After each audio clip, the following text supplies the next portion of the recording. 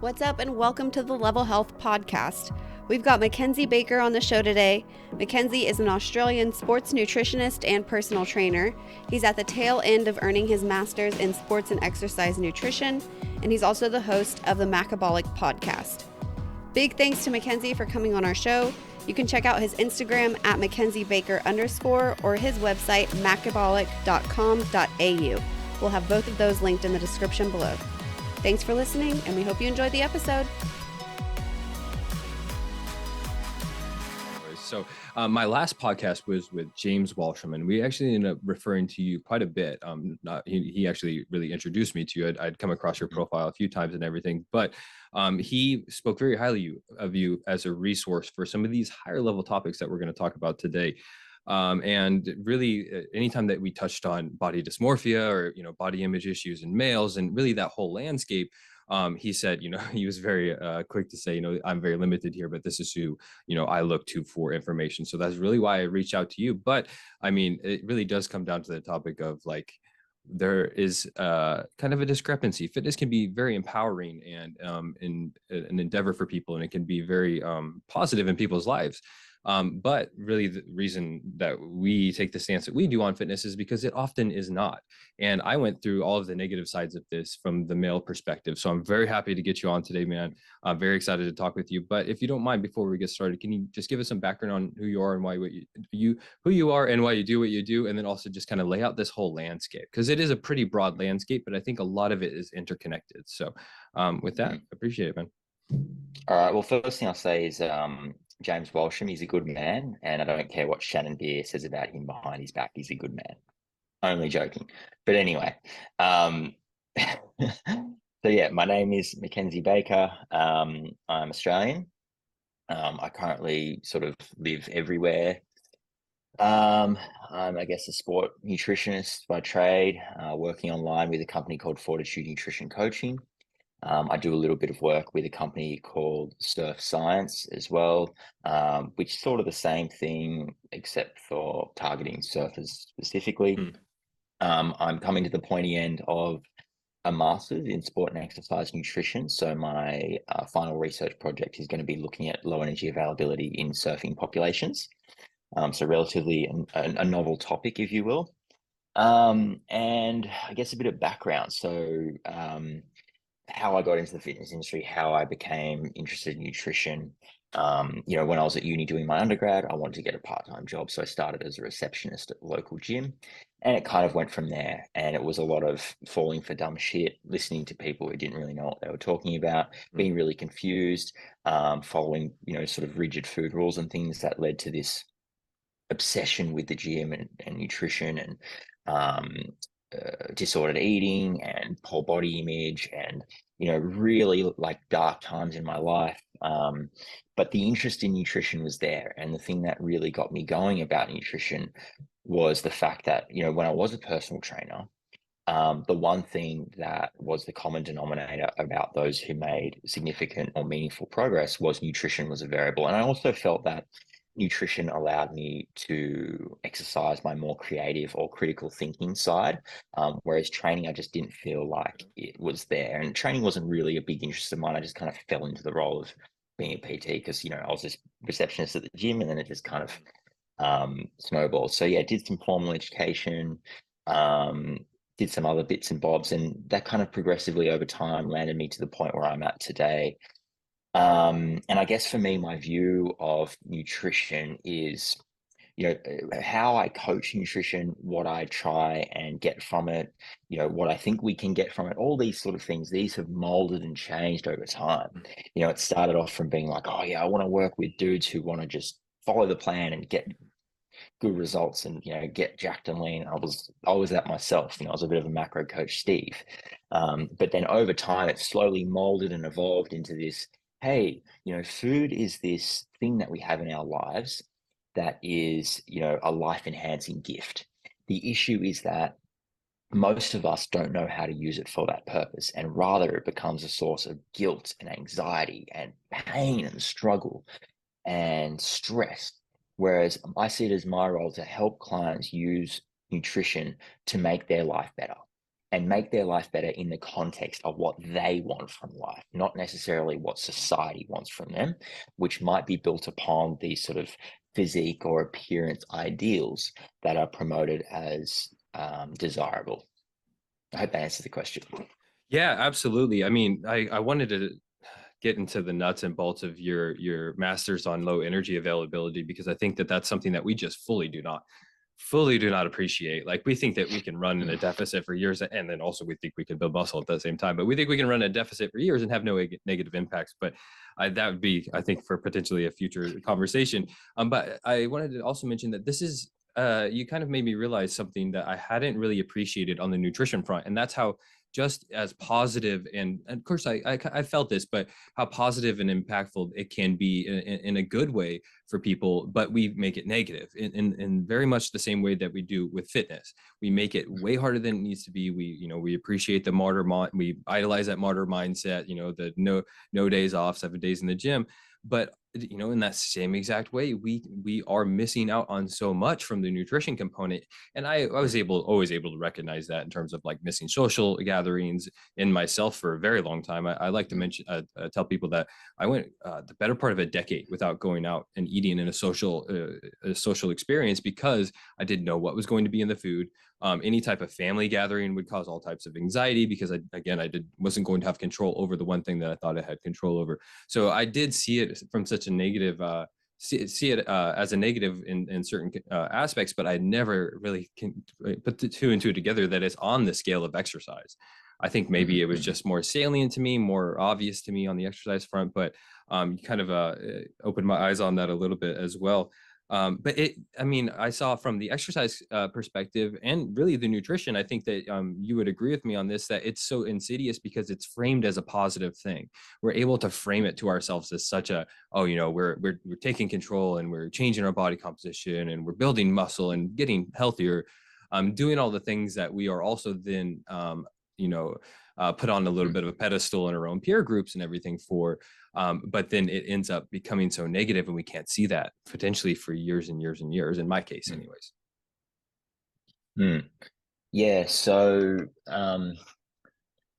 I think it's really easy to justify actions that deep down we know are undesirable, almost because in a lot of instances we're fearful of what might happen if we don't follow those particular protocols or habits or behaviors. And we might know that tracking our macros consistently or doing anything like that seems quite aggressive. We probably know that this is causing us strife. When I was in my reliant on MyFitnessPal stage of my life, deep down, I didn't like the fact that I needed an app to be able to eat food.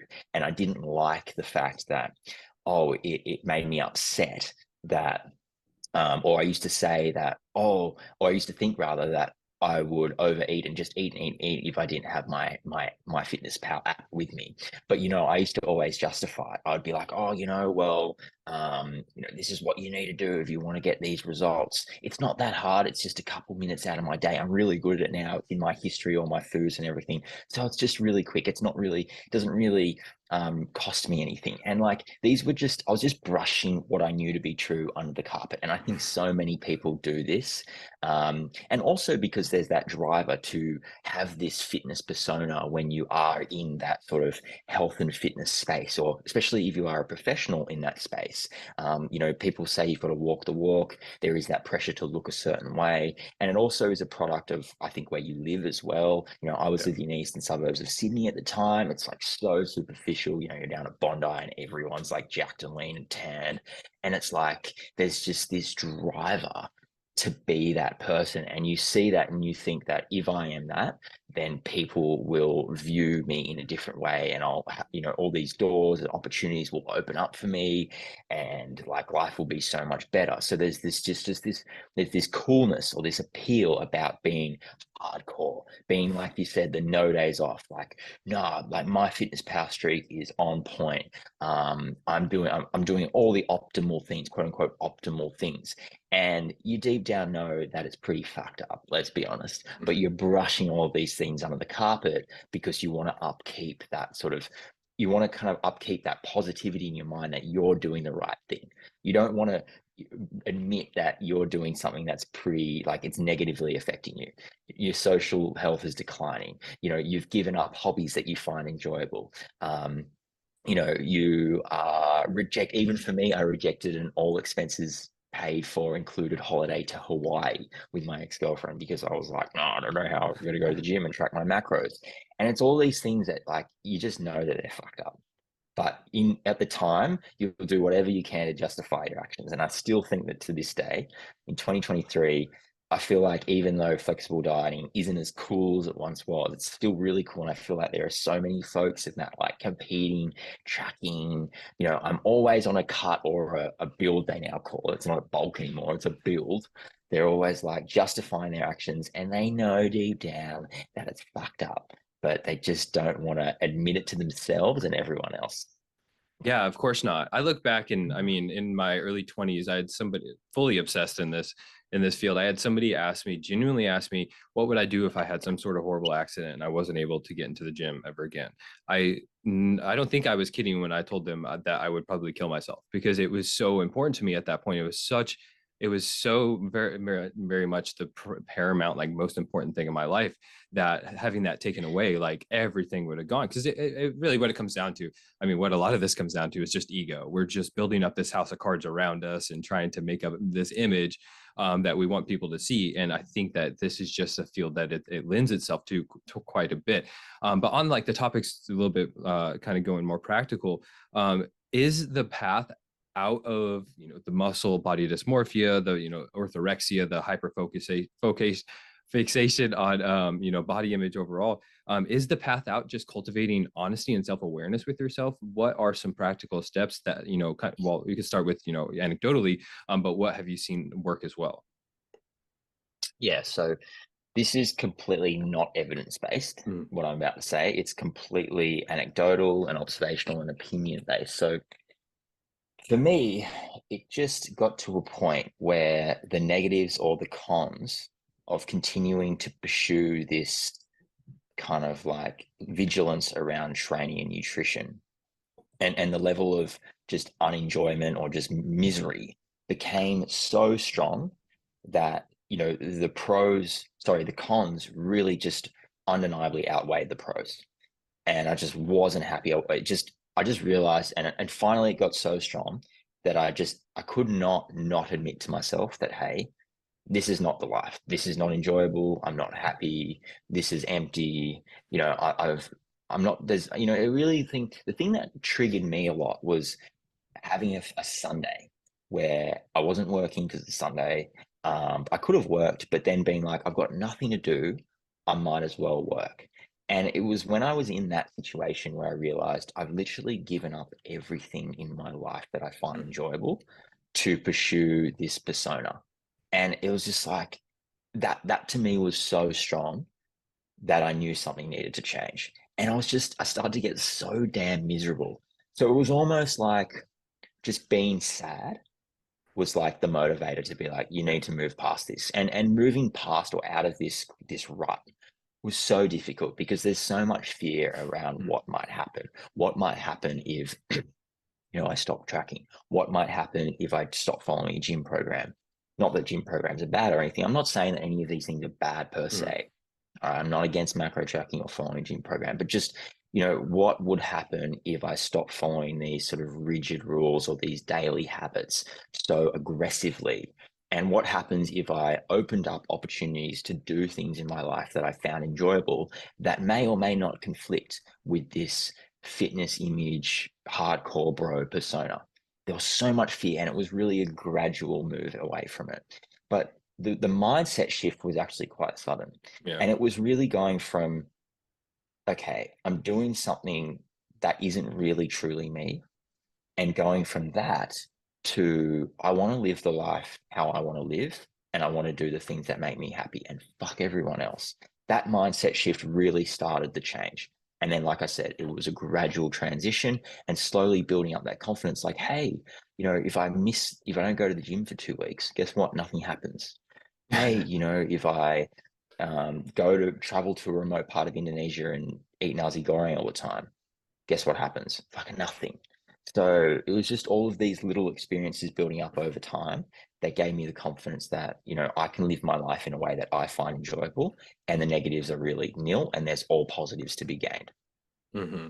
Yeah, I mean, and it really is something that could be looked at as really kind of an existential debate within yourself that can be more practically parsed out in something like this. Because in reality, I continue to kind of look back and try to figure out whether there was like a light bulb switch or if it was over time. But in reality, it had to have come from just not, like you're saying, not enjoying what you're doing.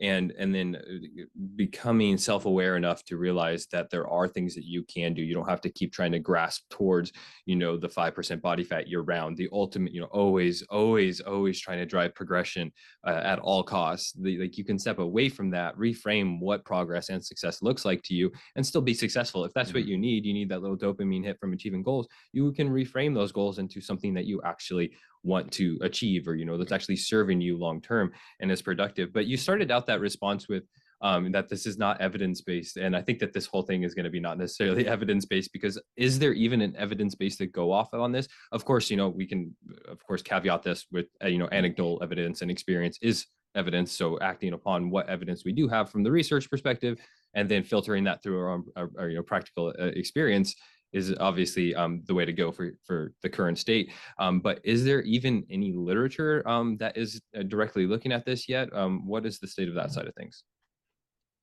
To be honest with you, I wouldn't know, because whilst I'm relatively across literature in topics that I have, looked into, this is just simply a topic that I haven't looked into. Yeah.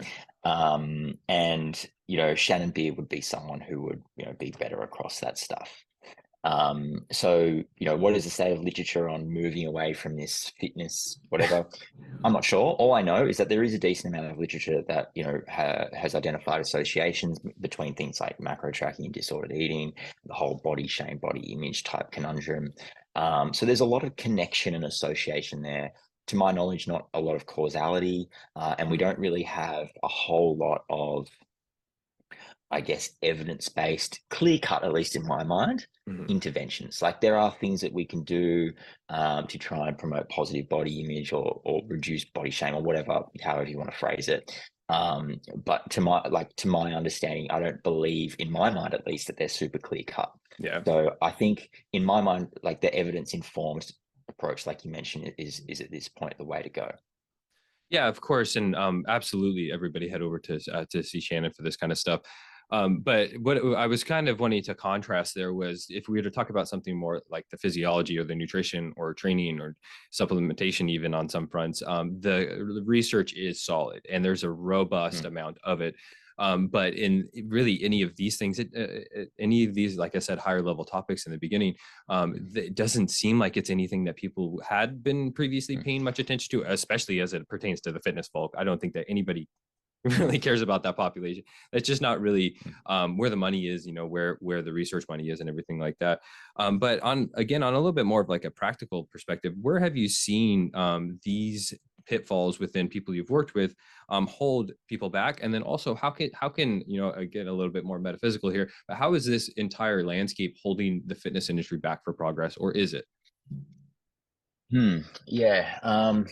So, as Gary Mendoza has said before, Dr. Gary, research or science knows so much about diet and healthy eating. We know more than enough, at least. Like, we know quite a lot. But the behavior change side of things, the psychology around nutrition, that is an area where there's just so many more question marks. So, I think in part, more understanding of that side of things is probably what is holding back, I guess, fitness industry progression towards the direction of helping people to actually improve their existence and live the life that they want. In terms of, I've said it before, nutrition is no joke. And we need to understand that if we manipulate our diet, there are numerous risks that come as a product of that. Impact to other areas of health, for example, or an inability to do the things that we do to make us happy, and we find ourselves in this obsessive kind of like this rut where we're fearful of deviating from it. So in terms of what I've seen, yeah, it's similar to me. It's people just going all in on this nutrition thing, huge effort costs, but just bearing it because they're like, in their mind, they justify it to be worth it. Pursuing something that doesn't really make them happy or won't make them happy, and just being so tied down to this self-consciousness around body image, or I'm not being the person that I should be, or thinking that they want to be this particular person.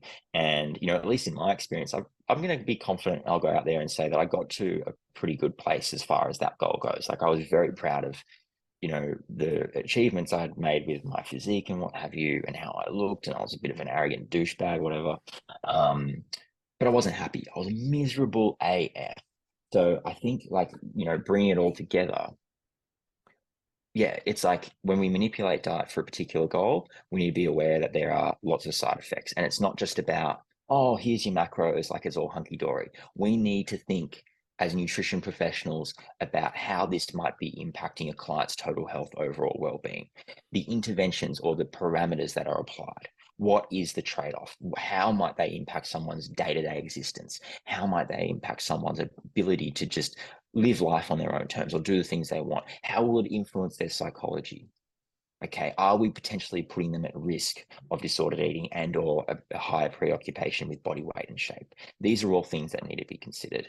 And, in terms of what's holding the fitness industry back from being more privy to those things, that's a very good question. I would say that it's a large part of it is fitness professionals brushing their own issues under the carpet, and not, like I said before, not openly admitting that, hey, this is a bit fucked up.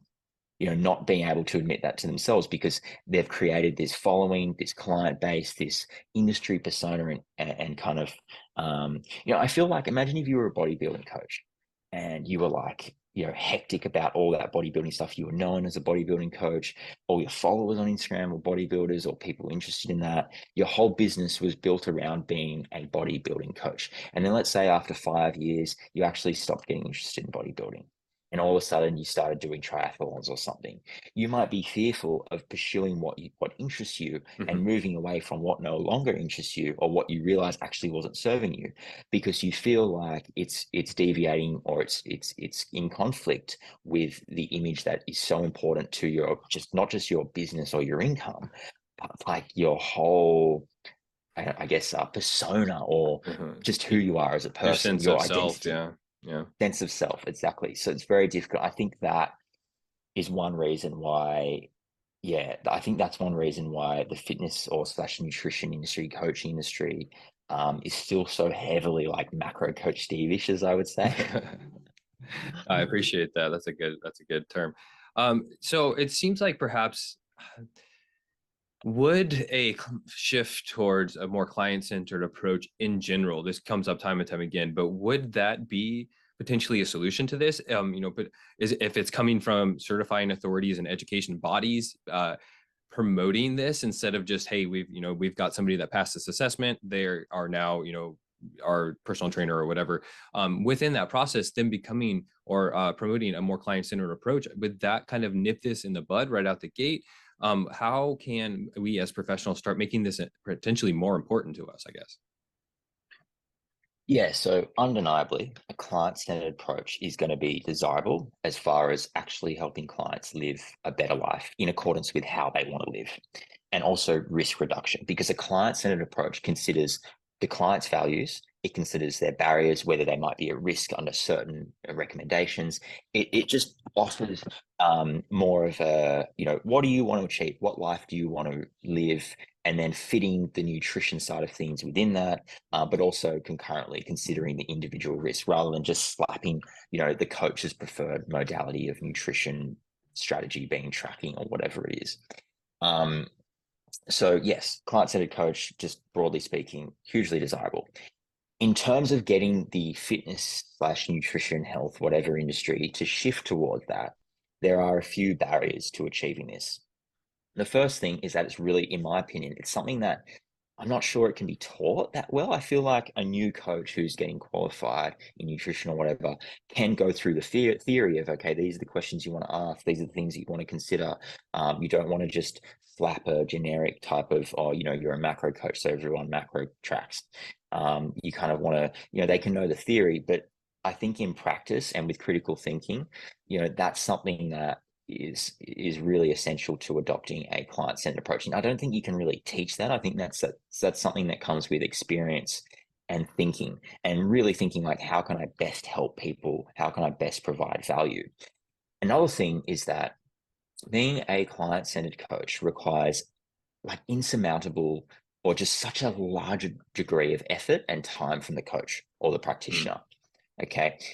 Macro coaching, think about doing a check-in as a macro coach. It's like, oh, did you adhere? What's your weight do?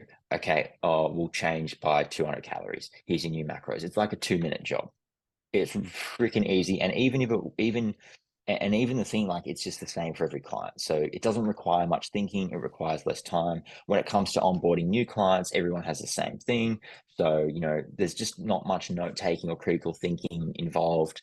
Whereas, being a client-centered coach and coaching in such a way, it's like, you got to think a lot, you might have to research stuff.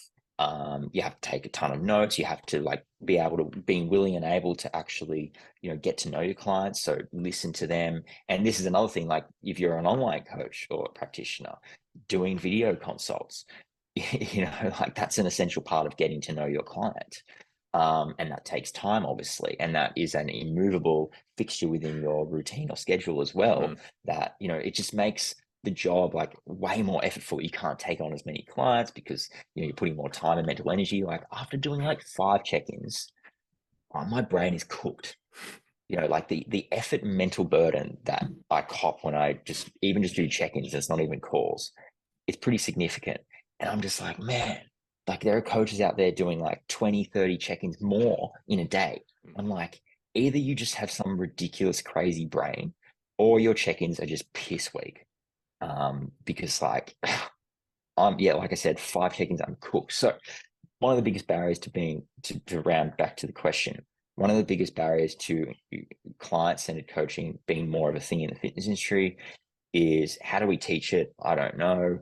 And the other thing is, it's freaking, you need to overcome lazy coaching, the desire to just be a lazy coach. They're 2 big barriers. How do we overcome them? I don't really know. But I just think they're the barriers. Yeah, of course. And of course, over time, conversations like this are really what shifts from kind of a smaller scale up. But yeah, I mean, it is infinitely more effortful to do utilize a client-centered approach. But I think that really does matches with the requirement or the idea that empathy is such a valuable tool for fitness and nutrition professionals, because you really do have to give a shit to take that time to put that effort in. But if somebody wanted to, hopefully they do, but a fitness professional, nutrition professional wants to work towards that. You mentioned Dr. Gary Mendoza and Shannon. What are some other tools? I know that motivational interviewing, of course, Gary talks about that a lot. It's a big component. But from James, I heard, and this makes sense, that you and Shannon may be not the biggest fans of utilizing a strict approach for any of these tools. And I am very much the same way. I think that some people are not going to need you to evoke these responses from them. Some people are ready to go. So I think just as kind of you talk about shoehorning and say, people identifying as a keto coach or whatever it is, ascribing too much to one modality becomes a problem across the board. So without getting too connected to any of these strategies, what are some tools and resources that people can look towards to develop this side of things? Yeah, so just to backpedal a little bit, not backpedal, but just rewind a little bit. I think one thing that I forgot to mention is empathy, and thank you for raising that. That is really the crux of a client-centered approach, because it encourages or facilitates listening and putting yourself in the client's shoes, trying to understand them, their wants, their needs, all that sort of shit. Empathy is the crux of that, and being empathetic from a coaching or practitioner perspective is just draining.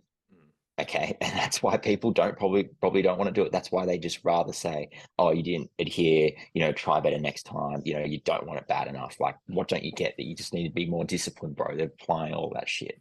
And yeah, I would be in total agreement with you that, the shoehorning approach, obviously we know that we've discussed this already, not being desirable, but following or being so, I do motivational interviewing only and exactly to the textbook, or I do, whatever approach, exactly to the textbook only. And I pigeonhole myself as this sort of coach, like, not to throw shade at anyone, but, this isn't something that I would personally be into. Is there are people out there who are like intuitive eating coaches.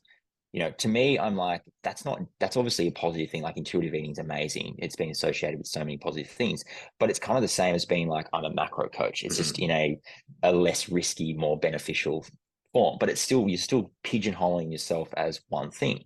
And there's nothing wrong with niching, but rather, I think it shouldn't be, when we talk about being a niche or targeting a niche category, I don't think it should be the intervention. And I think it should be more so the clientele. Because I think even in a niche category of clients, the type of approaches that an individual will need is going to be broad. And the client-centered approach, where you have that empathy, is going to help you identify that, hey, actually, even though I, for example, work with, female, junior surfers exclusively, hypothetically, you'll realize that even within this niche category, you can't be a one tool for the job type person.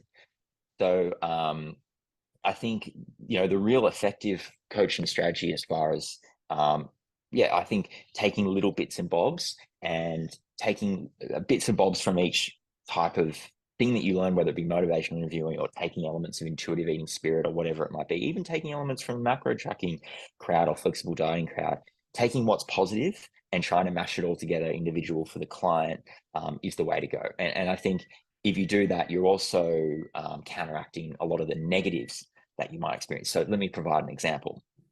So let's say you have a client who has a high level dedicated goal, and indeed a phase of macro tracking is the right tool for the job in theory. Okay, so we know that there are a lot of shortcomings and issues and risks associated with macro tracking. Okay, that doesn't mean that we're not going to do it. That doesn't mean that it's necessarily bad. That doesn't mean that this client is putting themselves at risk, or the practitioners putting them at risk. What we can do is potentially take elements of the intuitive eating spirit. So, for example, we can encourage the client to be aware of their hunger and fullness cues. We can reject the idea of foods being good or bad and encourage the client to view different foods for their intended purpose, which might include social health and or the desire to indulge. And we can also encourage the client to eat for a respect or honor for their health, if you will. So this is just one example of how we can take little bits and bobs from different approaches to try and reduce levels of risk, or counteract those risks that might come with one particular approach in isolation. Yeah, of course. And I think that ability to bounce it, I mean, I've always kind of looked at nutrition from that perspective. You can go on these very prescriptive, very strict, rigid diets that have very clear rules, and then you take what rules work for you or you enjoy and are useful in your life, and utilize that. Same thing goes for client strategies and skills that you can learn as a professional. Getting to married to one thing, you're going to filter everything through that lens. Whereas if you're just pulling bits and pieces, you have a good tool belt to pull from. And it just seems like, again, it comes down to, I think, a little bit of self-awareness, like being honest with yourself when an approach isn't working for a specific individual. Instead of just highlighting the survivors that made it through, be honest with yourself, look back and see how many people you left behind that potentially could have had very positive results from you if they had been looked at with a little bit more of an individualized perspective, I think. Yeah, you kind of you highlighted that survivorship bias, like, the thing where it's like, I'm going to release this challenge and like 20,000 people will sign up, and look at all these amazing transformations. Look at all these people who got super shredded in my 6-week macro coach Steve shred challenge. It's like, this is amazing, but what about the 19,995 people who either just couldn't adhere to it, had negative side effects, it sent them down to a path of greater preoccupation with weight or shape or food or whatever. I think this is something that, is worth highlighting. And the other thing is, yeah, if a particular approach isn't working for a client or you as an individual, it is extremely difficult to push past that barrier where you openly admit, like, this isn't working. And from a coaching perspective, it's an effort to change someone's strategy. Like, let's say someone's tracking their macros and all of a sudden, that's not working for them, or they want to shift away from it. You've got to set up all this documentation. You've got to do the consult with them and listen to them and think and write notes. And it's just easier to just say, no, I'm a macro coach. Like, keep tracking your macros, try harder. It's this lazy approach to coaching, which I can empathize with, because, like, being not lazy is hard. Yeah, I mean, I wonder how much of it just comes down to like an evolutionary, survival perspective, us not wanting to expend energy to, yeah. But I mean, then there's just the social component, like you'd mentioned in kind of in the middle there, about how much of it our self gets tied into our approach, and never more so, I would assume, than in the social media age, where our business, our life, everything is so tied up together in that gosh, peeling that away can be incredibly painful, and, like you said, very difficult. For sure. Yeah. Did you have any more potential, like, red flags that a consumer might be able to identify, and then also potentially professionals might be able to identify in themselves if they're maybe using some of these strategies, like in terms of marketing, copy, things like that, how they interact with social media? Anything that comes to mind?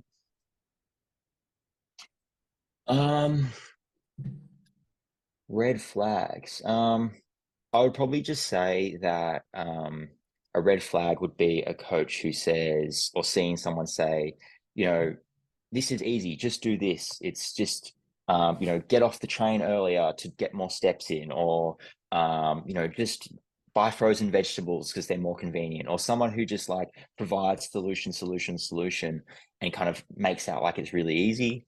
Another red flag would be belittling or shaming clients, or creating content around you've got to be consistently disciplined, like, what don't you get about it? Or even just like content that's attempting to be comical, that kind of makes fun of clients not adhering, or having ambivalence to adherence. That just shows that the individual is fully coach centered, and they're not really willing and able to put in that time and effort to be empathetic towards their clients. And they're blaming the client. It's not my fault, the coach, it's the client's lack of grit or whatever. Sorry, I just want to go back to one thing as well. Yeah, of course. As far as resources to learning or obtaining more knowledge around these sort of more client-centered approaches. So we've discussed Dr. Gary Mendoza, we've discussed Shannon Beer, but one more resource which I think is truly fantastic is Josh Smith's Hero Nutrition Mentoring. So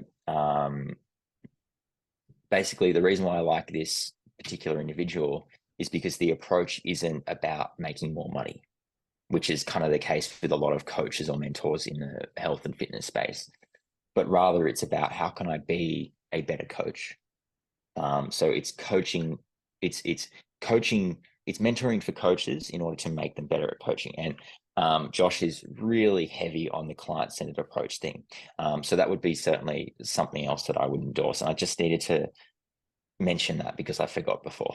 No, of course, I appreciate it. And it does seem like more often than not, when I see an advertisement or whatever for some type of coach training, whatever you want to call it, it is about making more money. And I don't know if that's just how, the ad copy needs to be in order to get people to click on it. I don't know, but it seems like it really never is about how I can be a better coach. So really, I guess that's what this episode was all about, man. So I really appreciate you coming on today, Mackenzie. Is there anywhere that you wanted to personally point people to? As far as myself? Yeah. Okay. So I guess the listeners can find me on Instagram. It's at Mackenzie Baker _ MACKENZIE Baker BAKER, no space or anything, _ Got a podcast called the Macabolic Podcast, very unprofessional podcast.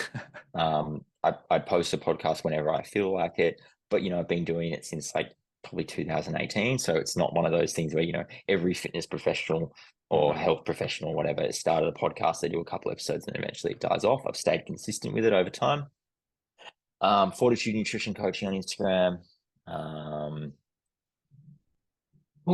That's probably about it. Check out Hero Nutrition Mentoring as well for those who are practitioners or professionals in the nutrition space. Shannon Beer's stuff's awesome. Gary Mendoza's stuff's awesome.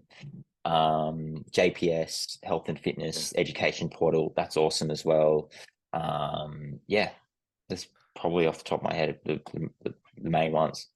Wonderful. Well, thanks again, Mackenzie. I really appreciate you coming on, and we'll link to all of that stuff down in the description. So